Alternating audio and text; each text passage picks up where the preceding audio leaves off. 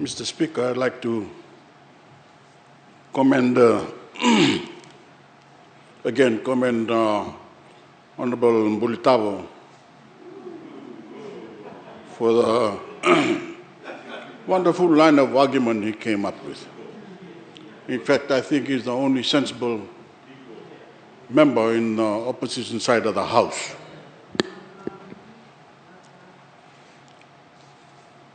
Honorable Speaker, you and I will have already seen a shop that used to sell nice bula shirt and dresses, muumuu dresses, in the days past, called TikToks. There's now another version. It's called TikTok. It's not most unfashionable and most distasteful. I think you should stay away from that one if anybody passes you that. Mr. Speaker, I rise to speak on the motion by the Honorable Attorney General and Minister for Economy. Mr. Speaker, prior to the impact of COVID-19, Fiji Airways was a thriving airline offering international flights linking Fijians to 13 countries and 23 cities around the globe. Its extended network reached over 108 international destinations, constituting 64% of all visitors to Fiji. In addition, Fiji Airways was directly supporting over 1,000 Fijians with employment and indirectly supporting thousands of Fijian families and their livelihoods. It was a pillar of strength for the national economy, generating revenue of hundreds of millions of dollars each year. The fine performance of Fiji Airways, Mr. Speaker, was one of the main reasons that our Fijian tourism sector was able to grow to over 30% of our GDP. Mr. Speaker, it was this performance that convinced my government that providing strategic financial assistance through a government guarantee was the right decision. The performance of Fiji Airways has been on par with the best airlines in the world. Looking through their financial reports of the past years, we will tell you this, and there is no doubt about it. When the COVID-19 impacted the world and Fiji, it brought with it a lot of uncertainty. As international travel around the world halted and borders began closing, more stringent drastic measures were enforced.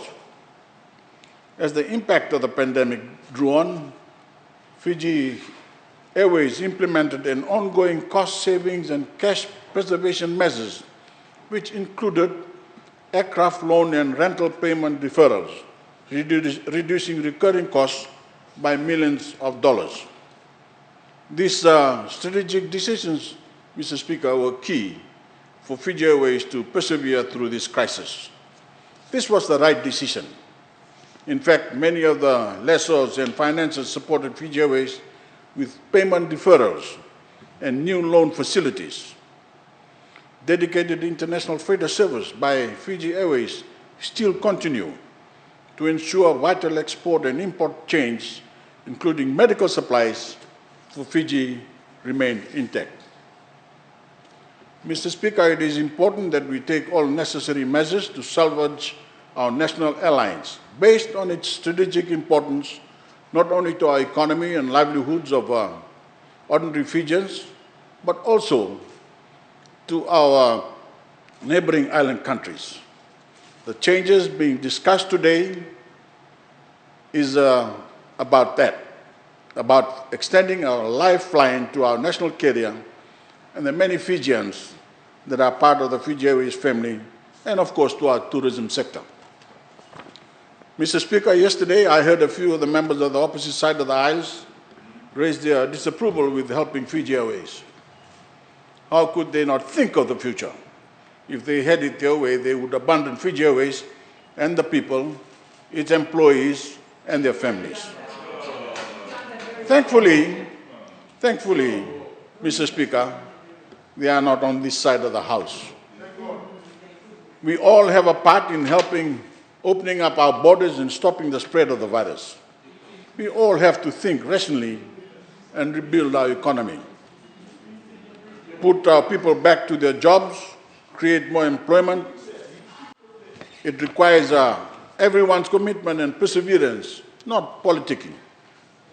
For Fiji to open up its borders, return to strong economic activity, and resume some levels of normalcy, we need to first ensure that Fijians are safe, secure, and healthy, which is why we must all make it a priority to take the vaccine jab when the opportunity arises. Residents in the Greater Nisinu and Nosuri areas showed up in huge numbers at the vaccination drive earlier this week. By making the decision to come forward, each of these people are showing what it means to be truly Fijian. Mr. Speaker, there are and will be many more opportunities to get the jab. My government has a plan in place that will protect the whole of Fiji and its people. But we must all take heed of the advice of the Ministry of Health and abide by the COVID-safe regulations. While we are taking these necessary precautions for the health and safety of all Fijians, we also know that we must set the foundation for growth and development coming out of this pandemic. Mr. Speaker, the whole of the Fijian government and Fiji Airways are committed to reconnecting Fiji to the rest of the world and growing our economy. Mr. Speaker, sir, I support the motion. Thank you. I thank the Honourable Prime Minister. I now give the floor